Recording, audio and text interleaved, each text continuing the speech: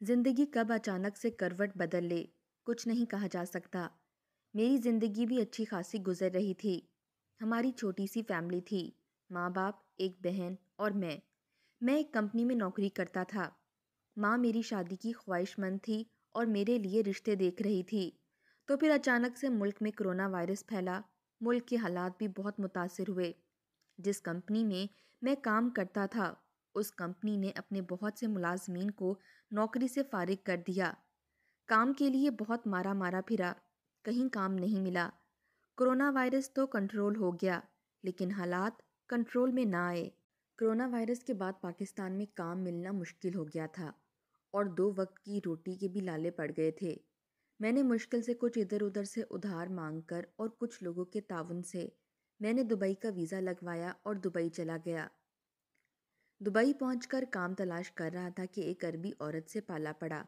وہ عورت بہت امیر تھی۔ اس نے مجھے اپنے پاس ڈرائیور رکھ لیا۔ مجھے کام مل گیا تھا، تنخواہ بھی اچھی تھی۔ عربی عورت کی کوٹھی کے پیچھے حصے میں بنے کوارٹرز میں رہائش بھی مل گئی تھی۔ میں بہت خوش تھا، مستقل روزگار کا اچھا وسیلہ بن گیا تھا۔ ویسے تو یہ عربی عورت کہیں بھی زیادہ آتی جاتی نہیں تھی، زیادہ وقت گھر پر ہی گزارتی۔ مجھے آرام کا آرام تھا۔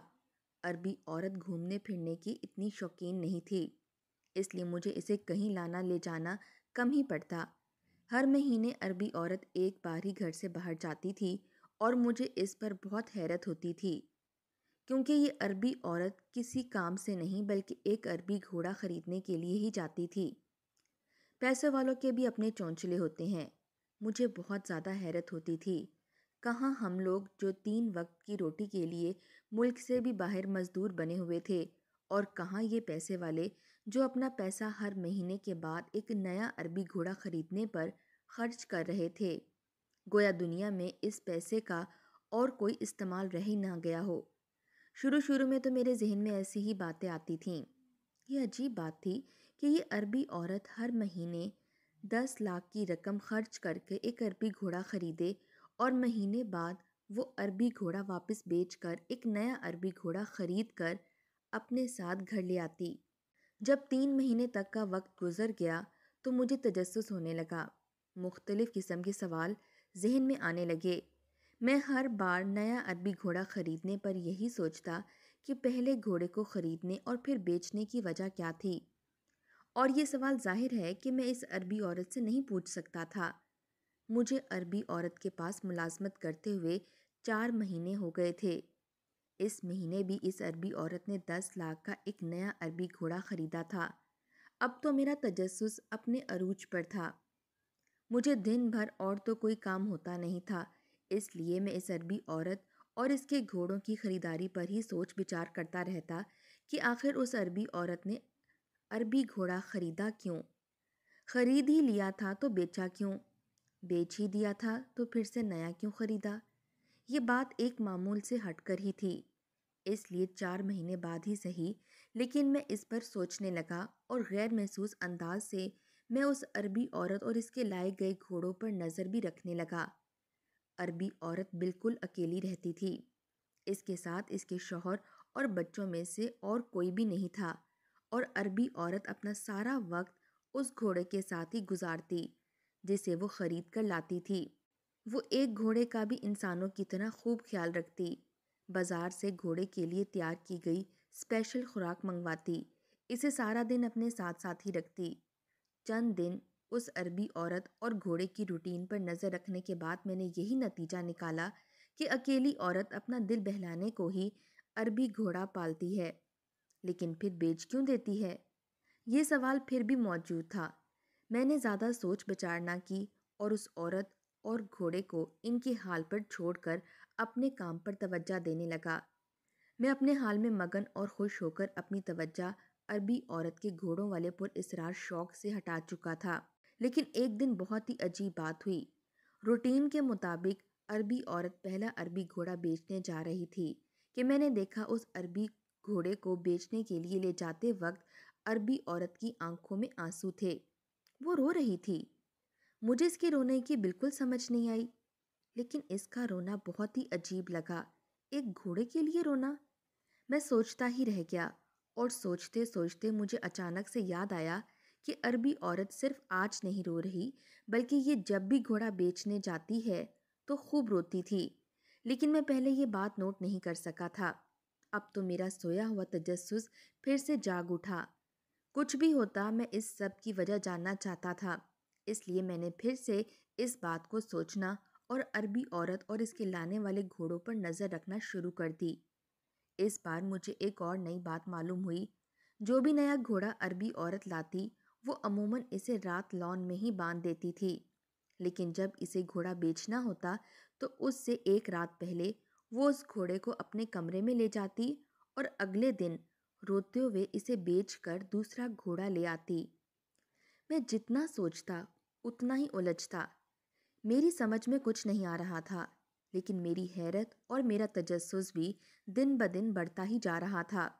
میں نے کئی بار سوچا کہ اس عربی عورت سے جا کر ساری بات معلوم کروں تاکہ میرا تجسس ختم ہو جائے اور اس تجسس کی وجہ سے مجھے جو ذہنی ٹینشن بن گئی ہے اس سے بھی نجات مل جائے، لیکن یہ سوچ کر خاموش رہتا کہ اگر یہ عربی عورت برا مان گئی اور نوکری سے نکال دیا تو میں کیا کروں گا؟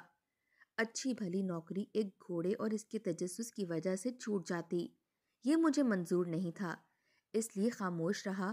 اور چونکہ تجسس بھی کسی کروٹ چین لینے نہیں دیتا تھا، اس لیے خود سے نظر رکھتا اور اندازے لگا لگا کر بات کی تہہ تک پہنچنے کی کوشش کرتا، لیکن کوئی سرا ہاتھ نہیں آ رہا تھا۔ آخر ایک دن پھر سے جب وہ عربی مالکن گھوڑا بیچنے سے ایک رات پہلے گھوڑے کو اپنے کمرے میں لے گئی، تب دبے قدموں سے میں بھی اس کے پیچھے چل پڑا۔ سوچا آج معلوم کر کے ہی رہوں گا کہ آخر مالکن اور گھوڑے والی کیا کہانی ہے، کچھ تو سرا ہاتھ آئے گا۔ عربی عورت نے گھوڑا کمرے میں لے جا کر دروازہ بند کر دیا۔ میں پچھلی طرف سے کمرے کی کھڑکی کے پاس آیا، اتفاقاً کھڑکی کھلی ہوئی تھی۔ میں کھڑکی کے ساتھ لگ کر کھڑا ہو گیا اور اندر جھانکنے لگا۔ اندر دیکھتے ہی میرے ہوش اڑ گئے، مجھے حیرت کا شدید جھٹکا لگا۔ چند ہی منٹ بعد میں کھڑکی کے پاس سے ہٹ کر واپس اپنے رہائشی کوارٹر میں آ گیا۔ میرا ذہن اس وقت کچھ بھی سوچنے سے قاصر تھا۔ میری سمجھ میں کچھ نہیں آ رہا تھا، یہ دنیا تو عجیب و غریب اور پاگل لوگوں سے بھری پڑی ہے۔ حیرانگی کے عالم میں میں اونچی آواز میں بس یہی جملہ بڑبڑاتا رہا۔ کوٹھی کا مین گیٹ میرے کوارٹر کے ساتھ ہی تھا اور مین گیٹ پر ایک بوڑھا چوکیدار رات کو نگرانی کرتا تھا۔ چوکیدار نے گیٹ سے ادھر ادھر ٹہلتے اپنی ڈیوٹی کرتے ہوئے مجھے عربی عورت کے کمرے کی کھڑکی کے پاس جاتے اور واپس آتے دیکھا تھا، اور ایسے مالکوں کی جاسوسی کرنا کوئی اچھی بات نہیں تھی۔ چوکیدار غصے سے بھرا میرے کوارٹر میں آیا اور غصے سے بولنے لگا۔ میں پہلے ہی حیرت میں ڈوبا ہوا تھا۔ چوکیدار کے اس طرح اچانک غصے میں بھرے اپنے سامنے آنے سے ڈر بھی گیا۔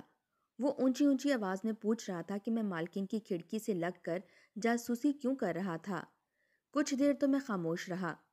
چوکیدار کو میری خاموشی پر اور زیادہ غصہ آیا اور وہ دھمکی دینے لگا کہ اگر میں نے اسے نہ بتایا تو وہ مالکن کو ساری بات بتا کر مجھے نوکری سے بھی نکلوائے گا اور تفتیش کے لیے مالکن کو کہہ کر پولیس کے حوالے بھی کروائے گا۔ چوکیدار کی دھمکی واقعی خطرناک تھی۔ میں نے بلا سوچے سمجھے بولنا شروع کیا اور میں نے اس عربی عورت کا گھوڑوں کی خریداری کرنا، انہیں اپنے پاس اس طرح آرام سے رکھنا، ان کے ساتھ وقت گزارنا، پورے 1 مہینے تک پالنا اور پھر آخر میں رات کو گھوڑے کو اپنے کمرے میں لے جانا اور پھر اگلے دن روتے ہوئے اس گھوڑے کو بیچ کر نیا گھوڑا خرید لانا، اس ساری کارروائی کے متعلق اپنی حیرت اور اپنے تجسس کے بارے میں ساری بات اس بوڑھے چوکیدار کو بتا دی۔ میں صرف یہ دیکھنے گیا تھا کہ آخر یہ عربی عورت گھوڑے کو رات کو اپنے کمرے میں لے جا کر کیا کرتی ہے، اور جب میں نے دیکھا میری بات مکمل نہیں ہوئی تھی کہ بوڑھے چوکیدار نے ہاتھ اٹھا کر مجھے خاموش کروا دیا۔ وہ میرے ساتھ ہی بستر پر آ بیٹھا اور کہنے لگا، یہ دنیا بہت عجیب ہے، اور اس سے زیادہ عجیب اس دنیا کے لوگ اور ان لوگوں کے ساتھ پیش آنے والی کہانیاں ہیں۔ میں تمہیں اپنی مالکن کی داستان سنا کر تمہارا یہ تجسس اور تمہاری یہ حیرت دور کرنے کی کوشش کروں گا، لیکن یہ پوری کہانی جاننے کے لیے تمہیں صبح تک کا انتظار کرنا ہوگا، کیونکہ ابھی میری ڈیوٹی کا وقت ہے۔ اتنا کہہ کر وہ چوکیدار واپس جا کر گیٹ پر کھڑا ہو کر پہرا دینے لگا اور میں بے چینی سے صبح ہونے کا انتظار کرنے لگا۔ آخر 5 گھنٹے کے لمبے انتظار کے بعد صبح کا سورج نکلا اور ناشتے سے فارغ ہوتے ہی میں اس بوڑھے چوکیدار کے کمرے میں چلا گیا۔ مجھ سے اب مزید انتظار نہیں ہو رہا تھا۔ چوکیدار رات بھر کا جاگا ہوا تھا۔ اس کی آنکھیں نیند سے بھری ہوئی تھیں، لیکن جب اس نے دیکھا کہ میرا تجسس بھی مجھے بے چین کیے ہوئے ہے تو اس عربی عورت کی داستان سنانے لگا۔ یہ بوڑھی عربی عورت شروع سے اکیلی نہیں تھی۔ اس کا بیٹا اور اس کا شوہر بھی اس کے ساتھ ہوتے تھے۔ لیبیا کے ایک غیر ترقی یافتہ غربت سے بھرے گاؤں سے اس عربی عورت اور اس کے شوہر نے دبئی آنے کی کوشش کی اور کامیاب ہو گئے، اور یہاں محنت مزدوری کر کے اپنی غربت مٹانے آئے تھے۔ قسمت نے ان کا خوب ساتھ دیا۔ یہ دونوں میاں بیوی دن رات محنت کرتے مختلف جگہوں پر کام کرتے تھے، محنت مزدوری سے اپنا پیٹ بھی پالتے اور اپنے حالات بدلنے کی کوشش میں دن رات لگے رہتے تھے۔ پہلے تو انہوں نے مختلف جگہوں پر کام کر کے پیسہ اکٹھا کیا، پھر اس کمائے ہوئے پیسے سے اپنا کاروبار شروع کیا۔ ان کی قسمت بہت اچھی تھی کہ ان کی دن رات کی محنت کا صلہ انہیں بہت اچھے سے ملا اور یہ دن بدن امیر سے امیر ہوتے گئے۔ پہلے کاروبار کو اچھی طریقے سے کھڑا کیا، پھر اپنی رہائش کے لیے شاندار کوٹھی تعمیر کروائی۔ اسی محنت و مشقت کرتے اس عرصے کے دوران ان کا ایک بیٹا پیدا ہوا۔ یہ دونوں میاں بیوی کا لاڈلا اور اکلوتا بیٹا تھا۔ یہ اسے خوب پیار کرتے، اس کی ہر فرمائش پوری کرتے اور اس کے لاڈ اٹھاتے۔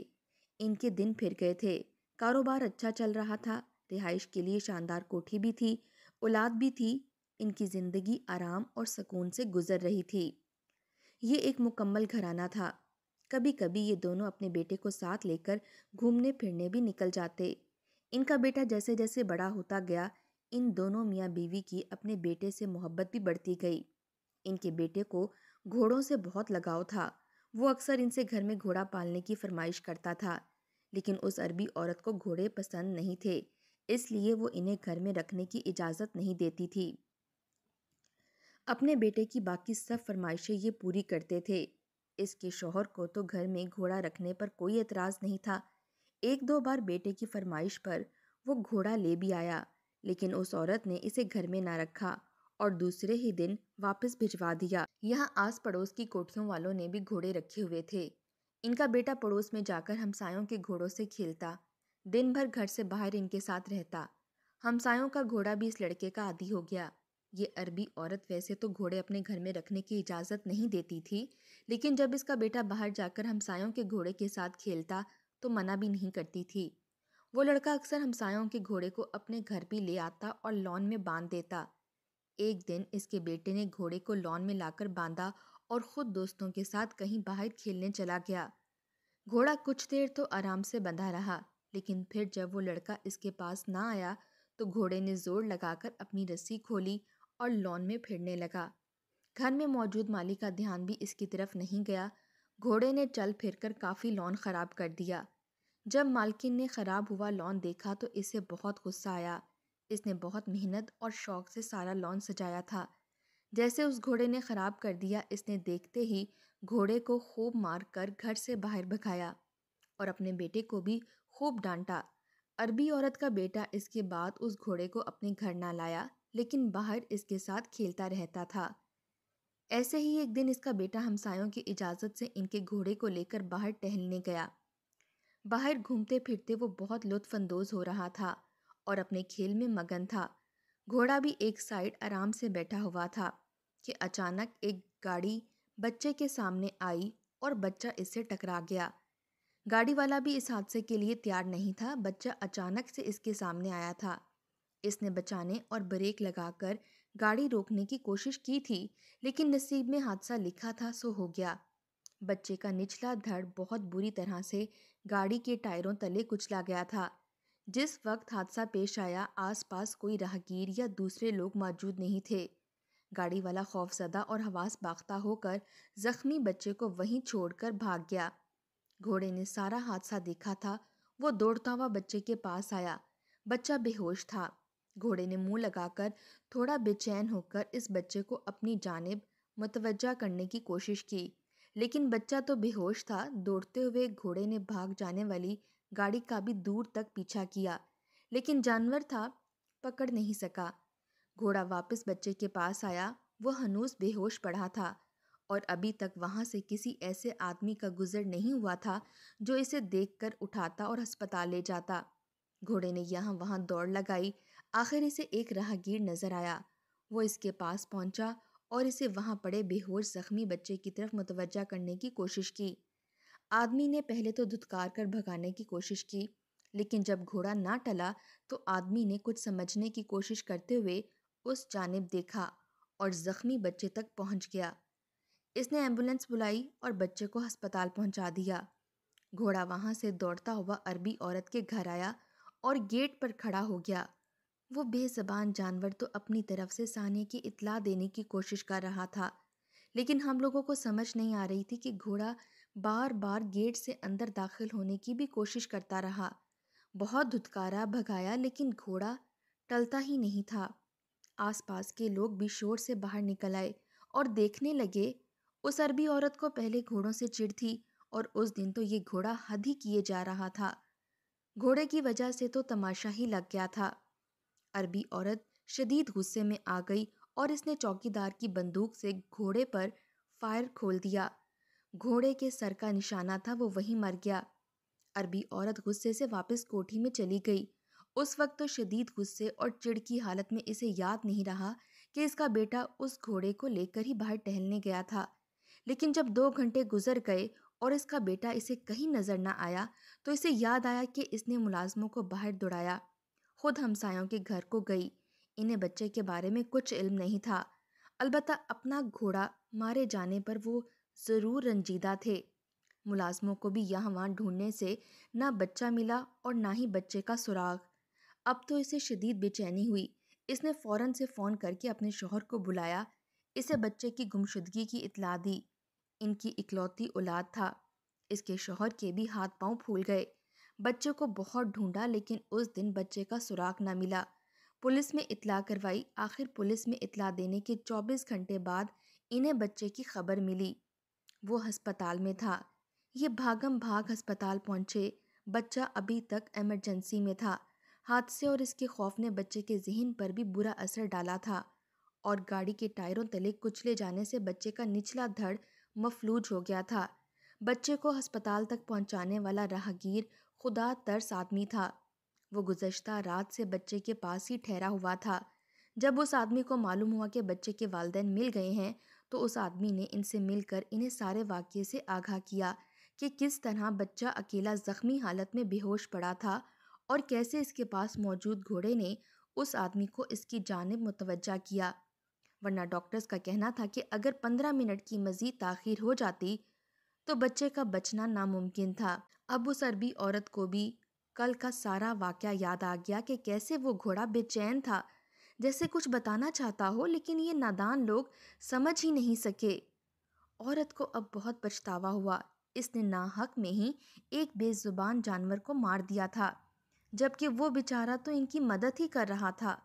دوسری طرف ایک انسان بھی تھا جو اس حادثے کا اور بچے کی اتنی بری حالت کا ذمہ دار بنا تھا، پھر بھی وہ بچے کو ایسے سڑک پر چھوڑ کر فرار ہو گیا تھا۔ اب اس عربی عورت کو ایک طرف تو اپنے بیٹے کی پریشانی تھی، دوسری جانب اپنی حرکت پر بھی شدید افسوس اور صدمہ تھا۔ بچہ 1 مہینہ ہسپتال میں رہا۔ اس کی ٹانگیں مکمل طور پر فریکچر ہو گئی تھیں۔ وہ چلنے پھرنے سے معذور ہو گیا تھا۔ عربی عورت کو لگتا جیسے اس مظلوم گھوڑے کی آ لگ گئی ہے اسے۔ عورت ہر وقت روتی رہتی تھی، دل ہی دل میں فریاد کرتی، معافیاں مانگتی۔ ڈاکٹروں کے مطابق اب بچے کو مصنوعی ٹانگیں لگا دی جائیں تو بچہ چلنے پھرنے کے قابل ہو جائے گا۔ اپنی جوانی میں محنت کر کے دونوں میاں بیوی نے کاروبار کھڑا کر کے پیسہ تو خوب بنایا تھا، اس لیے اس طرف سے فکر نہیں تھی کہ علاج کروا نہیں سکتے۔ انہوں نے مختلف ملکوں کو سرچ کیا، بہت سے ہسپتالوں میں بچے کی میڈیکل فائل بھیجی۔ آخر انہیں امریکہ کے ایک ہسپتال سے ای میل آئی۔ انہوں نے کہا تھا کہ وہ بچے کا ہر ممکن علاج کر سکتے ہیں۔ ان دونوں میاں بیوی کے لیے امید کی یہ ننھی سی کرن بھی بہت تھی۔ بچے کو لے کر اس کا باپ امریکہ چلا گیا۔ وہاں ڈاکٹرز نے کم سے کم 8 مہینے ریکوری کے اور مکمل علاج کے بتائے۔ ابھی 4 مہینے ہی گزرے ہیں۔ عربی عورت تب سے ندامت اور پچھتاوے کے ساتھ ہی ساتھ اپنے بچے کے لیے پریشان اور کچھ پر امید بھی ہے۔ بچے کا علاج ہو رہا ہے، اس کا باپ اس کے ساتھ ہے عورت فون پر بات کرتی رہتی ہے اور بچے کی پل پل سے باخبر رہتی ہے، لیکن پچھتاوے اور ندامت کے احساس سے نجات کے لیے عورت نے ایک عجیب طریقہ نکالا ہے۔ جس گھوڑے کو اس نے گولی مار کر ہلاک کیا تھا، ظاہر ہے وہ گھوڑا تو اب نہیں مل سکتا، لیکن اپنا پچھتاوا مٹانے کے لیے یہ ہر مہینے ایک گھوڑا خریدتی ہے، اسے آرام سے رکھتی ہے، اس کا خیال رکھتی ہے۔ مہینہ پورا ہونے پر یہ رات گھوڑے کو اپنے کمرے میں لے جاتی ہے، اس کی وفاداری اور احساس کرنے والی صلاحیت پر اس کے گلے میں ایک میڈل پہناتی ہے، اپنے بچے کی تصویر نکالتی ہے اور اپنی طرف سے اسے ساری کہانی سناتی ہے۔ وہ گھوڑے کو بتاتی ہے کہ کیسے ایک گھوڑے نے گھوڑا ہوتے ہوئے بھی انسانیت والا کام کیا تھا، اور کیسے اس عورت نے انسان ہوتے ہوئے بھی صرف ہلکی سی ناپسندیدگی کی خاطر ایک بے زبان جانور کی جان لے لی تھی۔ جانور بھی وہ جس کی بدولت معذور ہی سہی، لیکن آج اس کا بیٹا زندہ تو تھا۔ بس یہی کہانی ہے، گھوڑوں کا یہی راز ہے۔ بوڑھے چوکیدار نے الف سے یہ تک ساری داستان سنا کر میرا تجسس ختم کر دیا تھا، لیکن میں ابھی بھی حیرت میں گھرا ہوا تھا کہ معافی مانگنے اور پچھتاوے سے نجات پانے کا بھی کیسا انوکھا انداز اس انسان نے اپنایا ہے۔ اس واقعے نے میری زندگی بدل دی، کیسے جانور کی وفاداری نے ایک انسان کی زندگی بچا لی۔ آپ کو کیا لگتا ہے، پچھتاوے کا جو طریقہ عربی مالکن نے اپنایا، کیا وہ ٹھیک تھا یا نہیں؟ اپنی قیمتی رائے کمنٹ باکس میں ضرور دیجیے گا۔ شکریہ۔